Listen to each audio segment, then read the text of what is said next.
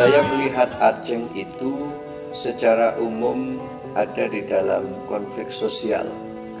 Saat itu saya melihat dia punya rasa keengganan hidup sebetulnya dan frustasi atas kondisi yang dia miliki. Tetapi sisi lain, dia memiliki satu kekuatan seorang manusia tanpa kelengkapan alat vital tangan gitu.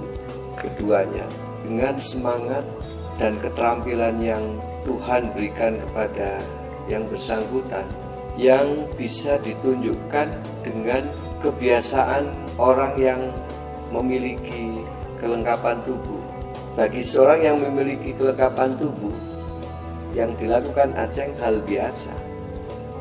Tapi ketika dia tidak memiliki apa-apa, muncul satu bentuk keanehan dari sebuah semangat hidup ingin berubah, mencari bentuk yang sesungguhnya saya bisa melakukan sesuatu layaknya orang lain yang lengkap.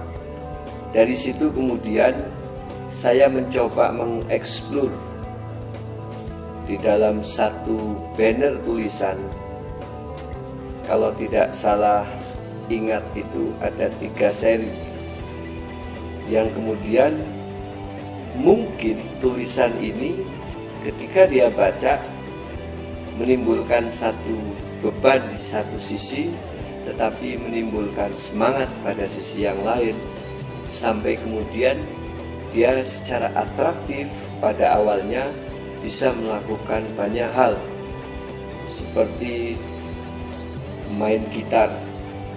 Dia lalu suka musik, kemudian dia bisa melakukan banyak keterampilan dengan jempol kakinya yang begitu atraktif, kemudian menimbulkan banyak kreasi-kreasi lain. Dari yang tidak biasa menyanyi akhirnya menyanyi. Tetapi kemudian saya agak memahami secara psikologis apa yang dia lakukan ketika itu adalah proses menemukan saya Aceng yang tidak punya tangan tetapi bisa melakukan sesuatu, dan itu butuh perjuangan hidup yang luar biasa. Ini ketertarikan yang menurut saya perlu juga ditiru kawan-kawan yang lain. Di dalam keterbatasannya dia mampu berbuat layaknya orang yang memiliki kelengkapan tubuh. Waktu saya masih berada di berprofesi sebagai wartawan ketika itu, saya agak sedikit memberikan atensi baik dari tulisan maupun pergaulan dan memberikan semangat atau motivasi dia bisa melakukan sesuatu, meskipun intinya dia sendiri sudah memiliki motivasi itu. Nah, ketika proses dia menemukan dirinya, kemudian dia merasa memiliki kemampuan itu, awalnya kaget. Ya, kefrustasian seseorang itu masih terus nampak.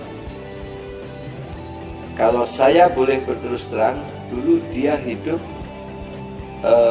dari minuman keras satu ke minuman keras yang lain, sampai kemudian dia menyadari bahwa sesuatu hal itu tidak baik, sampai pada akhirnya sedikit demi sedikit bisa berubah dan bisa berubah, kemudian menemukan istri, kemudian bisa memiliki mewujudkan cita-cita, bisa mendapatkan keluarga, dan seterusnya.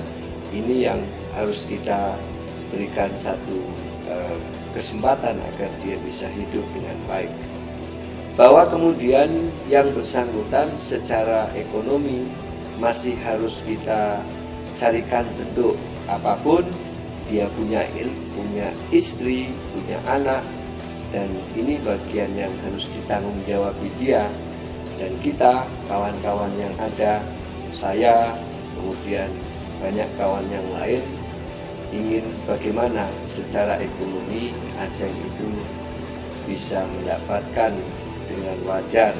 Tentunya ini tidak karena orang lain saja, tetapi bagaimana hari ini Aceng tidak terlalu bangga dengan dirinya, tetapi harus mempersiapkan kehidupan berikutnya untuk anak dan istrinya menjadi manusia-manusia yang bisa meniti kehidupan dengan selayaknya manusia. Hidup ya di tengah pergaulan kita selama ini. Saya terus terang apresiat dengan Aceng, dan saya meyakini dia akan bisa lebih dari apa yang dia peroleh hari ini, dan dia harus serius menseriusi dan mempersiapkan kehidupan masa depannya itu dengan baik. Karenanya tidak bisa euforia ketika disanjung orang kemudian seperti masa lampau, tetapi sekarang disanjung orang harus wujud di dalam satuan-satuan persiapan kehidupan dia secara ekonomis maupun kehidupan dia secara mental.